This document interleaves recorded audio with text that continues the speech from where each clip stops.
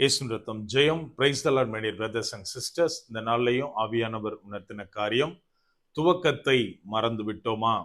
ஆவியானவர் உணர்த்தின வசனம் யாத்ராகமத்தின் புஸ்தகம் அதிகாரம் 4 வசனம் 17. இந்த கோலையும் உன் கையிலே பிடித்து கொண்டு போ, இதனால் நீ அடையாளங்களை செய்வாய் என்றார்.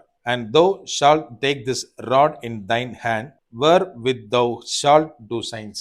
Exodus chapter 4 verse 17. எனக்கு அன்பானவர்களே, இந்த இடத்திலே மோசேயை பார்த்து தேவன் என்ன சொல்றார் அப்படின்னா, இந்த கோலையும், அதாவது நீ கையில் வைத்திருக்கிற கோலையும் எடுத்துக்கொண்டு போ, இதனால நீ அற்புதங்களை செய்வாய், அடையாளங்களை செய்வாய் அப்படின்னு இந்த இடத்துல குறிப்பிடுகிறார். நாம் இந்த நாட்களில் நம்முடைய துவக்கத்தை மறந்து விட்டோமா? நம்ம கொஞ்சம் யோசித்து பார்க்கணும். அதாவது இன்னைக்கு அநேகர் பண்ற காரியம் என்ன அப்படின்னா, தாங்கள் எந்த விஷயத்துல வாழ்க்கையை ஆரம்பித்தார்களோ அதை கொஞ்சம் எஸ்டாப்ளிஷ் ஆன பிந்தி மறந்து போய்விடுகிறோம். எனக்கு நல்லா தெரிஞ்ச ஒரு பிசினஸ் மேன் அவரு சவுத் சைட்ல, தமிழ்நாட்டுல சவுத் சைட்ல இருக்கிறாரு. அவர் தன் வாழ்க்கையை எங்க ஆரம்பிச்சார் அப்படின்னா, ஒரு பழ ஜூஸ் விற்பனை செய்யற அந்த கடையில ஆரம்பிக்கிறாரு. கொஞ்சம் வருஷங்கள் ஆகுது, கடினமா உழைக்கிறாரு. இன்னைக்கு அவரு தமிழ்நாட்டுல பல இடத்துல பெரிய பெரிய ஜுவல்லரி ஷாப் வச்சிருக்காரு. அதுக்கு ஓனரா ஆன பின்னாடியும் இன்னைக்கும் நம்ம டெய்லி மார்னிங் அந்த பழ ஜூஸ் கடைக்கு போனா அவரு தான் உட்கார்ந்து சேல் பார்த்துட்டு இருப்பாரு. எல்லாத்துக்கும் டம்ளர்ல ஊத்தி வியாபாரம் பண்ணிட்டு இருப்பாரு. ஏன் அப்படின்னா, அவர் நினைச்சிருந்தா ஒரு லக்ஸூரியஸான லைஃப் அவரு வாழலாம். ஆனா எதுக்காக பழச மறக்கல அப்படின்னா, அவருக்கு தெரியும் இங்க இருந்துதான் தன்னுடைய உயர்வு ஆரம்பிச்சது. இன்னைக்கு அநேக கோடிகளுக்கு தன் அதிபதியா இருந்தாலும் இந்த அற்பமான இடத்துல இருந்துதான் அவருக்கு மேன்மை வந்தது அப்படின்றத அவர் புரிந்து கொண்டதுனால அதை இன்னும் மறக்காமல் அவர் செயல்படுகிறதை நாம் பார்க்க முடியும். நாம இன்னைக்கு குறிப்பா கிறிஸ்தவர்கள் நம்ம எல்லாருமே சொல்ற காரியம் என்ன தெரியுமா? பிரதர், எப்ப ரட்சிக்கப்பட்டோமோ அப்ப என்ன பண்ணணும்? பழசெல்லாம் மறந்துடணும் அப்படின்னு மேலோட்டமா காரியத்தை சொல்லுவோம். ஆனால் தேவன் எந்த பழச மறக்க சொல்லியிருக்கார் அப்படின்னா, நான் ரட்சிக்கப்படுவதற்கு முன்பதாக இருந்த பழைய வாழ்க்கை, பாவமான வாழ்க்கை, என் இருதயத்துல இருக்கிற தேவனுக்கு பிரியமில்லாத காரியங்கள் அடங்கிய அந்த காரியங்களைத்தான் மறந்துடணும், புது வாழ்க்கையை மேற்கொள்ளணும் அப்படின்னு நம்ம புரிந்து கொள்ள வேண்டும். இந்த இடத்துல என்ன வாசிக்கிறோம் அப்படின்னா, மோசேட்ட கர்த்தர் பேசுறாரு, இஸ்ரவேல் ஜனங்களை உன் மூலமா நான் விடுதலை பண்ணுவேன் அப்படின்னு கான்வர்சேஷன் ஆரம்பிக்குது.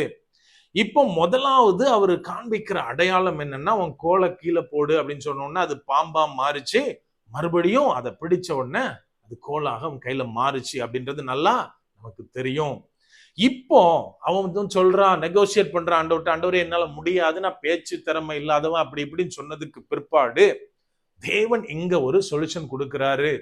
சகோதரன் ஆகிய ஆரோனை கூட்டிட்டு போ, அவன் என்னுடைய வாயா இருப்பான், நான் என்னெல்லாம் பேசணுமோ அத உனக்கு பதிலா அவன் பேசுவான் அப்படின்னு ஒரு சொல்யூஷன் கொடுத்து முடிச்சாச்சு. அதுக்கு அடுத்ததுதான் தேவன் என்ன சொல்றாரு அப்படின்னா, இந்த கோலையும் எடுத்துக்கொண்டு போ, இதனால அடையாளங்கள் அற்புதங்கள் செய்யப்படும் அப்படின்னு.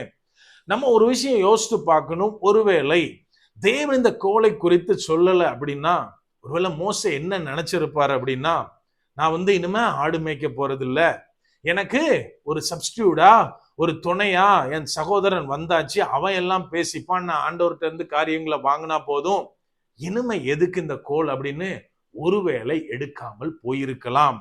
இன்னைக்கு நாமளும் அநேக நேரத்துல, குறிப்பாக ஊழியம் செய்கிறவர்கள், நம்ம என்ன செய்வோம் அப்படின்னா, ஒரு எக்ஸாம்பிளுக்கு சொல்றேன், வீட்டுல ஒரு ஸ்மால் குரூப், பிரேயர் குரூப் நம்ம ஆரம்பிப்போம். அதுல இருந்து தேவன் நம்மை ஆசீர்வதிப்பார், பெருக செய்வார், ஊழியம் பயங்கரமா பழுகி பெறுகிறோம். இப்போ நம்ம என்ன தெரியுமா பண்ணுவோம்?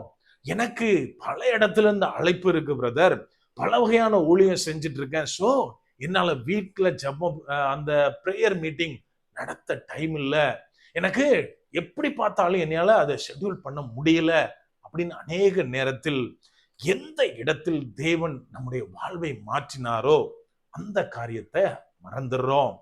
ஈவன் விசுவாசிகளே அநேகர் சொல்ற வார்த்தை என்ன தெரியுமா? தேவன் கிட்ட இருந்து பொருத்தனை பண்ணி பயங்கரமா ஜெபம் பண்ணி ஃபாஸ்டிங் இருந்து சில காரியங்களை, சில உயர்வுகளை வாழ்க்கையில பெற்றிருப்பாங்க. ஆனால் அவங்களோட பிஸியான அந்த ஷெட்யூல்ல அவங்க சொல்ற காரியம், என்னால வேதம் வாசிக்கவே முடியல பிரதர், தனியா உட்கார்ந்து தேவனோட டைம் ஸ்பெண்டவே முடியல, நான் பிரேயர் பண்ணியே பல நாளாச்சு, ஆண்டவருக்கு தெரியும் என்னுடைய கஷ்டமான சூழ்நிலை, எனக்கு டைமே இல்லைன்னு தேவனுக்கு தெரியும் அப்படின்னு சாக்கு போக்கு சொல்றவங்கள நம்ம பார்க்க முடியும். எனக்கு அன்பானவர்களே, நாம் மறந்து போய்விடக் கூடாது. என்னை தேவன் எந்த அஸ்திவாரத்துல கட்டி அதன் மேல என்னை பழுகி பெருக செய்தாரோ அந்த அஸ்திவாரத்தை நான் மறந்து போய்விடக் கூடாது. நாம எந்த இடத்துல தேவன் நம்மை சந்தித்தார், எப்படி சந்தித்தார், என் வாழ்க்கையை மாற்றினார், இதை நான் ஒவ்வொரு நாளும் கருத்திலே கொண்டு அவர் செய்த காரியங்களை திரும்ப திரும்ப நான் நினைவு கூர்ந்து ஒவ்வொரு நாளும் பலிபிடத்தில் என்னை வைத்து நான் பழைய ரட்சிக்கப்பட்ட அனுபவம், ரட்சிக்கப்பட்ட புதுசுல நான் எப்படி அவரோட கனெக்டடா உறவுல இருந்தனோ அதை போல் உறவில் நம்மளை பாதுகாத்து கொள்ள வேண்டும். என கண்மானவர்களே, அதனால் தான் நான் ஆரம்பத்துல ஒரு காரியத்தை சொன்னேன். முந்தினவைகளை பழச யோசிக்க கூடாதுன்னா அது தேவனுக்கும் எனக்குமான உறவு ஆரம்பிக்கிறதுக்கு முன்பதாக இருந்த காரியத்தை நான் யோசிக்க கூடாது, திரும்பி பார்க்க கூடாது. ஆனால் தேவன் என்னை சந்தித்த பிற்பாடு நான் செய்த அந்த ஆரம்பத்தில் செய்த ஊழியமா இருக்கலாம், பொருத்தனையா இருக்கலாம், ஜெபமா இருக்கலாம், இன்னும் ஏதாவது ஒரு தேவனுக்கு உகந்த காரியம், அதை நாம மறந்து போய்விடக் கூடாது. எப்போதும் அதை கை கொண்டு தேவனோடு கூட நடந்து அவர் தருகிற எல்லாவற்றையும் சுதந்தரிப்பவர்களாய் நாம் மாற வேண்டும். அப்படியே கண்களை மூடுவோமா? அன்பான ஆண்டவரே, இந்த நேரத்திலே அப்பா உம்மை நோக்கி பார்க்கிறோம். ஆவியானவர், நீர் எங்களோட இருக்கிறீர், அதற்காய் நன்றி செலுத்துகிறோம். அப்பா, நீர் எங்களை ஆசீர்வதிக்கிறீர் தகப்பனே, எங்களை நீர் நடத்துகிறீர் தகப்பனே, அந்த மேலான கிருபைக்காய் நன்றி செலுத்துகிறோம். அப்பா, நீர் எங்களுக்கு தந்த பழைய காரியங்களையும் நாங்க இப்போ வரைக்கும் இனிமேலும் கடைபிடிக்க ஆவியானவரே நீர் எங்களுக்கு உதவி செய்யுங்க. அப்பா, ஒவ்வொரு நாளும் தகப்பனே எங்களை உமக்குள்ளாய் புதிதாக்கி நாங்கள் மகிழ்ந்திருக்க ஆவியானவரே நீர் எங்களுக்கு கற்றுத்தாங்க. முற்றிலுமா எங்களை தாழ்த்தி ஒப்பு கொடுக்கிறோம். பலப்படுத்தி ஆசீர்வதிங்க. மீட்பர் இயேசுவின் மூலம் ஜெபிக்கிறோம். ஜெபம் கேளும் எங்கள் நல்ல பிதாவே. ஆமென். God bless.